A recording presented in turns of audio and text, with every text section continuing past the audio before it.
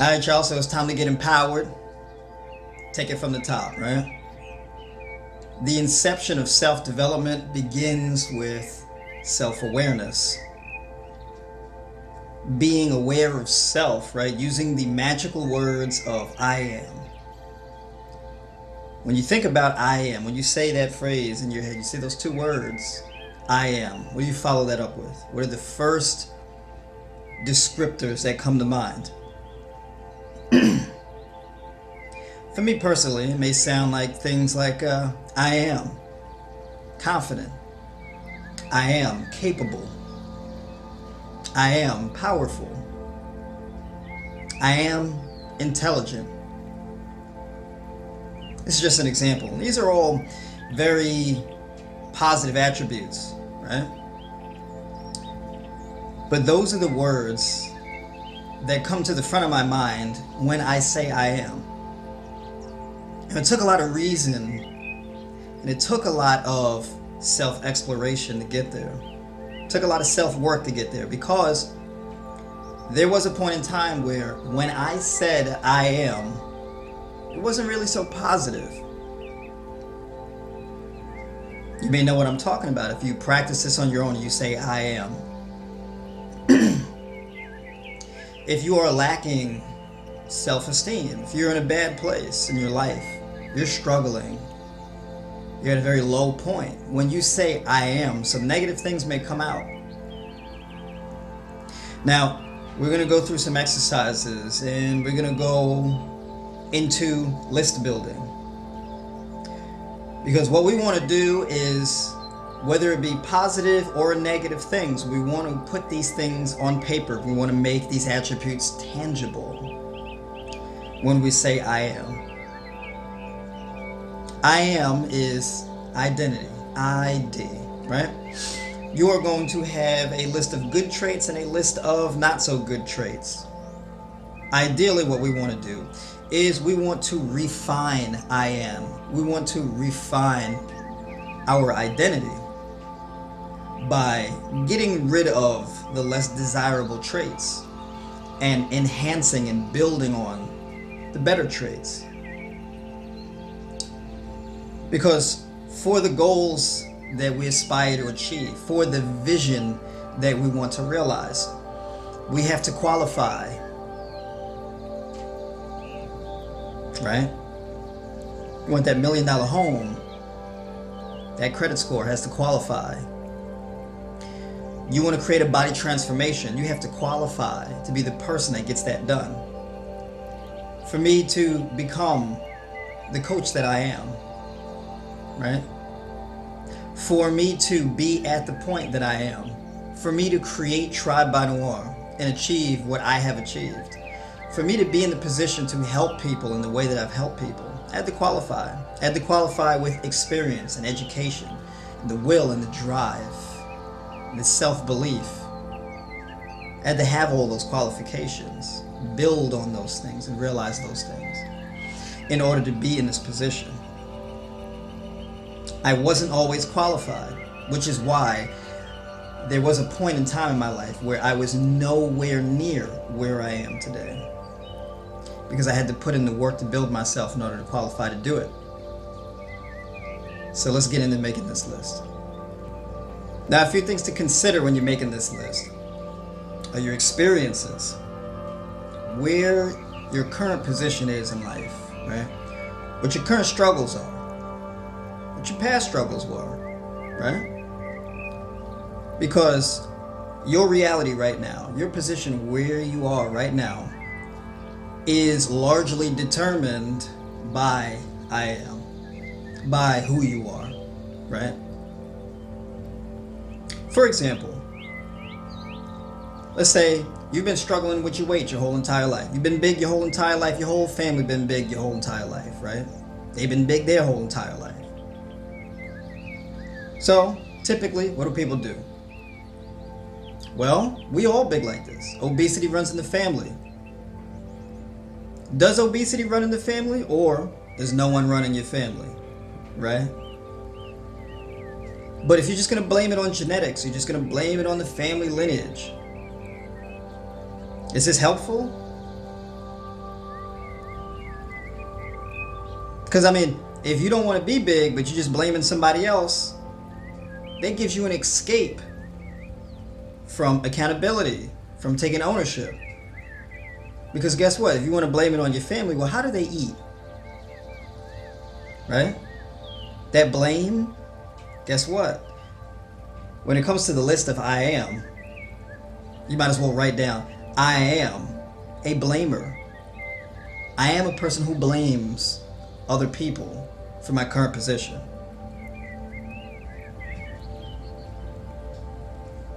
Write it down. It's an uncomfortable truth.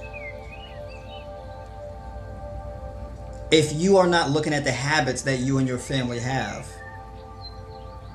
I am not mindful. I am not paying attention. I am not as curious as I need to be.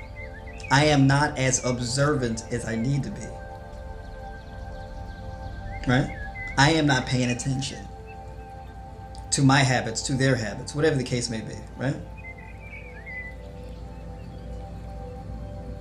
If you are hitting the gym, you're skinny, you're trying to build muscle, and you're in the gym hitting it hard, training, working out as hard as you can, but you ain't gaining any muscle, you can blame it on your genetics too. Well, I've always been skinny. That's your experience.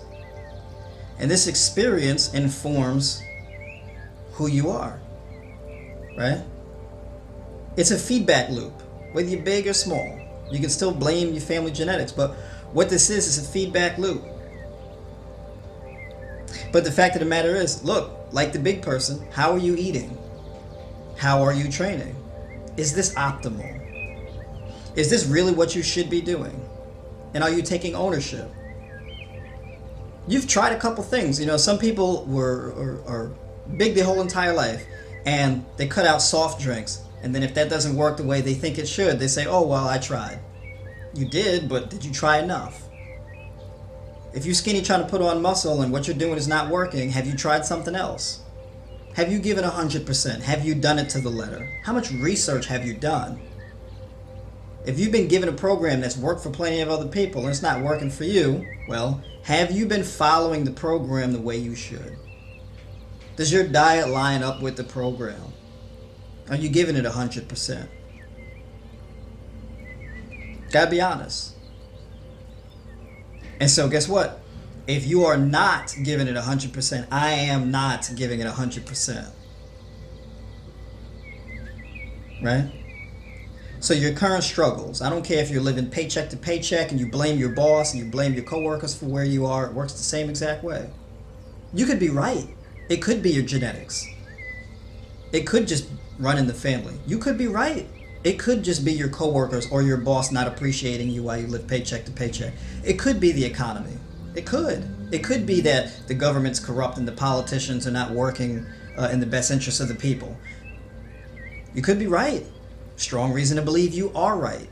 But in an exercise of self-development, what do you got to do? Take ownership and practice mindfulness, right? So you can write down, I am blaming others. I am not taking ownership. I am not holding myself accountable. I am not giving 100%. So now looking at your experiences, where you are right now, that's got to go into a list of its own.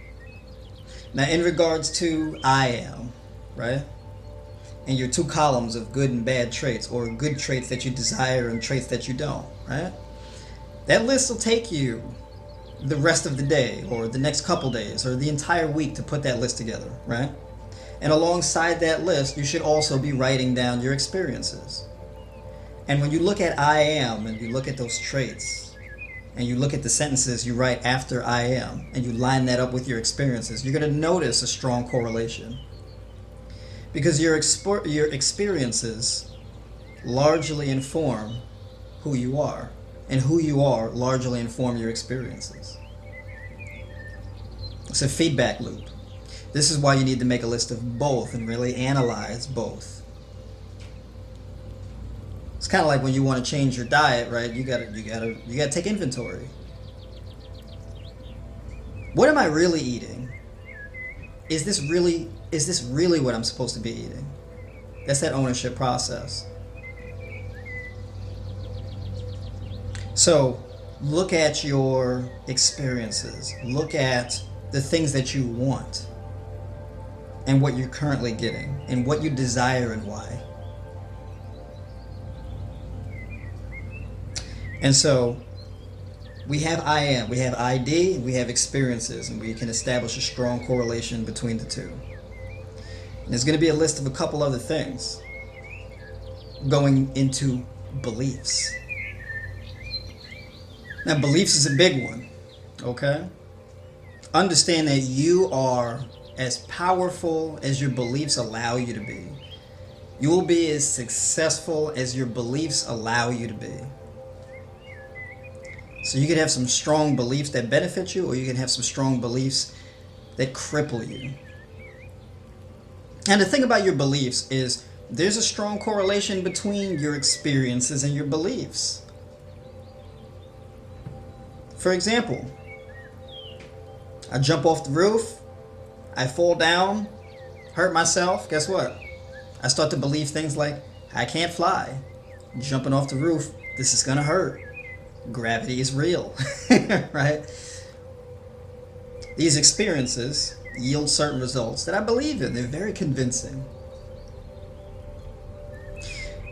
So, a good example is, let's say you're socially awkward, or you believe you're socially awkward because social situations are awkward for you. You don't do so well in social situations, right?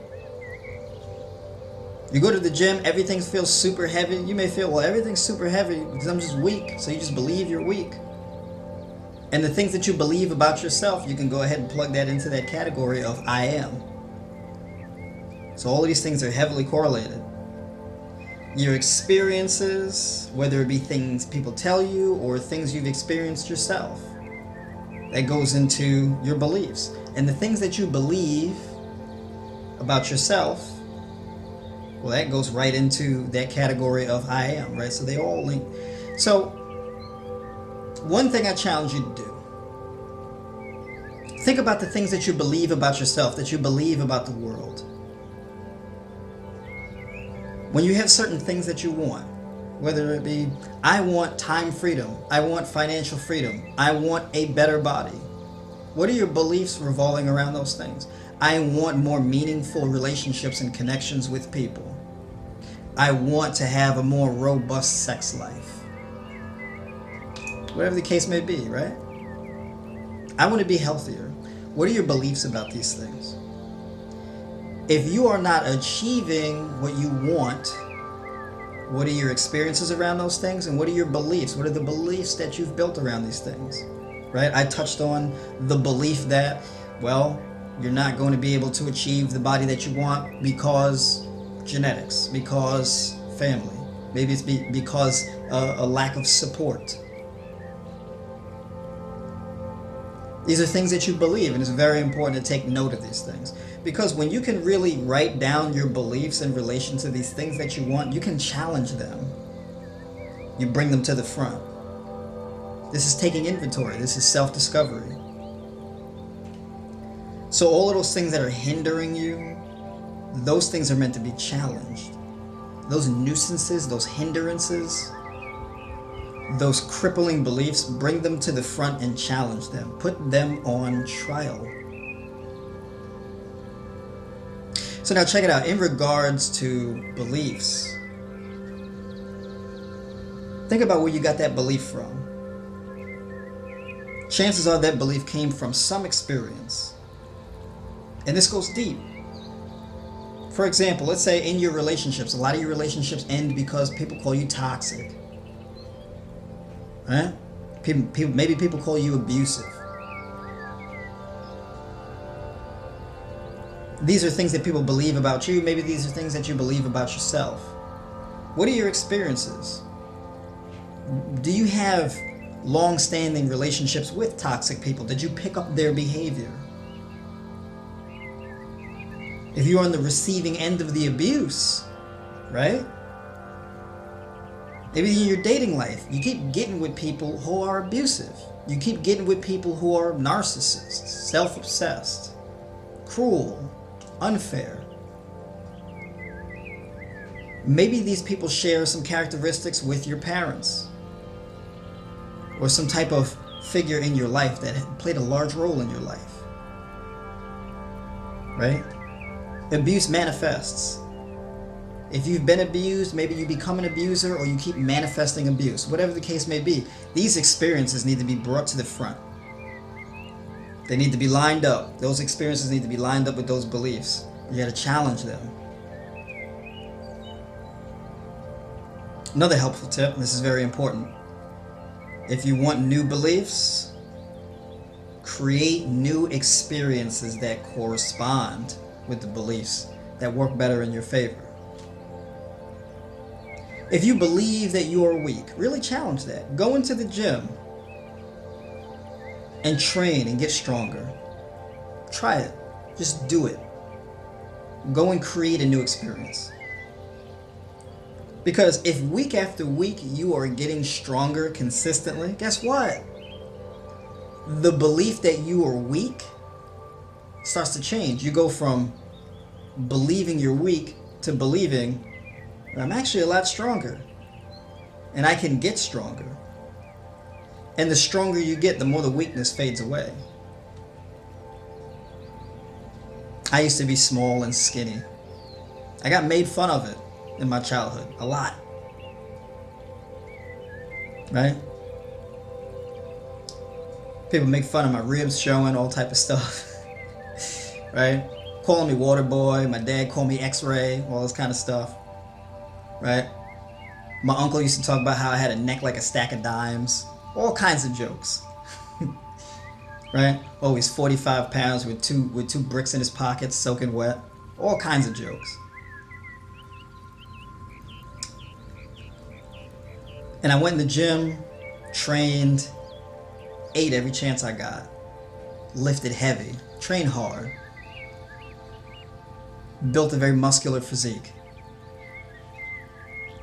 And week after week after week, I got stronger and added weight to the bar, picked up heavier dumbbells. So it's been a very long time since I've held the belief that I'm weak or small or insignificant. But at one point in time, I had those beliefs, but I created new experiences to challenge those beliefs. And now I no longer have those beliefs. I haven't had those beliefs in a very long time. There's nothing special about me. I don't come from another planet that allows me to do this. I don't have some kind of magical powers. I didn't win the lottery to be able to make these changes. I just made a decision to make these changes. I recognized these things. I recognized the beliefs, their corresponding experiences, and how they informed who I am.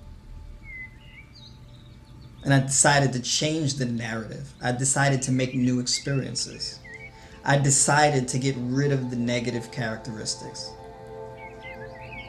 I replaced the undesirable I am with the good I am, the more desirable I am. Anybody can do this. You can do this at will. You can start doing this today. That's what Tribe by Noire is about. Creating a new experience, forging a new path, creating a new lifestyle, being better, being a stronger version of yourself. And the things that we want, the things that we have a deep emotional connection to are driven by our values. That is the fourth part of this list. Now, values. Now, this is what I love to talk about. Let's simplify this. Your values are the antithesis of what you don't like. Right? Your values are largely informed by the things that are very unpleasant to you. For example, right? You value honesty. I know I do. Because I don't like being lied to. I really, really do not like that. So honesty is the thing that I value. You ever heard that phrase, be the change in the world you wish to see? Well, your values are the things that you wish to see, the things that you wish to experience, the things that you wish to have. People have grown up in poverty, massive poverty. And they hated the poverty so much that they dedicated their lives to becoming wealthy. A lot of wealthy people have this story. I went vegan overnight because what I saw in that slaughterhouse footage, what I heard was so disgusting to me. It was so mortifying to me that I opted out immediately. Done. I don't want no part of this. And I said, you know what? I dislike animal agriculture and animal abuse so much. It's not enough to just go vegan. I'm going to do outreach. I'm going to make sure that I spread the message of veganism to every gym I go to. I am going to bake veganism into my business, every aspect of my life. So when people ask me, hey, what should I eat? Guarantee you, there's not going to be any eggs, chicken, beef, fish, no shrimp, none of that. No dairy. But you can eat whole food, plant-based though. You can have a more alkaline diet. Those are my values, right? Things like honesty and veganism, strength, integrity, perseverance. I value these things. Wealth and freedom, well-being. I value these things. Moral consistency. I value these things.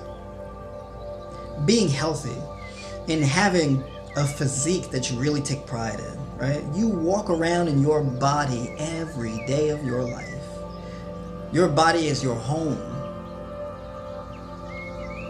You should be comfortable in your own skin. I value being comfortable in my own skin. I value having a body that operates smooth, efficient, and it looks good doing it. I value that. I value education and teaching people how to get what they want. Right? All these things I value, the opposite of what I value, I cannot stand these things. And it motivates me to lean into my values. Lean all the way in. Lean into the discomfort in order to be in alignment with my values. So write those values down. Now here's the thing about your values. Your values should be in alignment with your beliefs. Because here's the deal. If your beliefs do not correspond, they're not consistent with your values, you're gonna have some problems. Because here's an example. Let's say a belief of yours is the good die young, or no good deed goes unpunished. Right?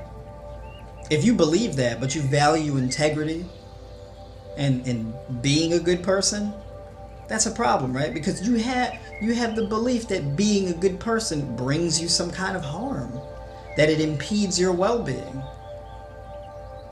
If that's a belief you have, that's going to keep you from having integrity, right? From doing the right thing and being consistent, right? People say things like, well, I want to go vegan, but I like cheese too much. Now, what you're really saying is, I don't have control. I'm a slave to impulses like cheese. I would love to be morally consistent, but cheese, right? like a mouse to a mousetrap. I just don't have enough strength of character.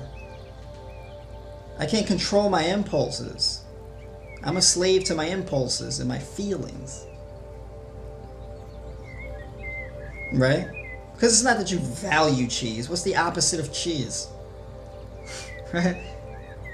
You can give up cheese. It's just that you just don't have, you don't value moral integrity enough.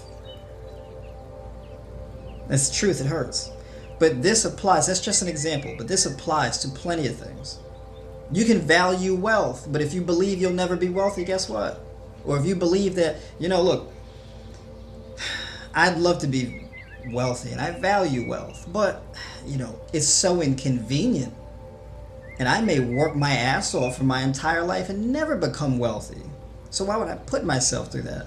Those are beliefs. Where do those beliefs come from? The experience of working your ass off and not becoming wealthy, right? But if you want to become a better version of yourself, then I am and your beliefs and your values, that's got to line up, which means that you need to create some new experiences.